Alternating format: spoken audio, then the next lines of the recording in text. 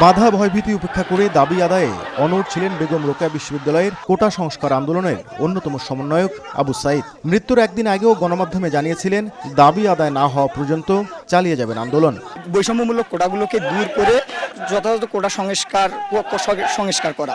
মঙ্গলবার পার্ক মোড়ে বেগম রোকেয়া বিশ্ববিদ্যালয় ছাড়াও অন্তত 10টি শিক্ষা প্রতিষ্ঠানের শিক্ষার্থীরা জড়ো হয়ে বিক্ষোভ শুরু করে। পুলিশ বাধা দিলে চলে ধাওয়া পাল্টা ধাওয়া, ছত্রভঙ্গ করতে ছোড়া হয় টিয়ার সেল ও রাবার বুলেট। এ সময় আবু সাইদ বুক পেতে এর প্রতিবাদ জানায়, কিন্তু হঠাৎই পুলিশের বুলেটের আঘাতে মাটিতে লুটিয়ে পড়েন তিনি। সহপাঠীরা হাসপাতালে নিলে মৃত ঘোষণা করেন চিকিৎসক। আমার ভাই চাকরি করবে, আমি সেদিন কথা বলছিলাম ভাই গ্রামে অনেক শুনি বিজনেস করে, ভাই তোরা করেন তো ভাই। জানাজা শেষে দাফন করা হয় সাইদের মরদেহ।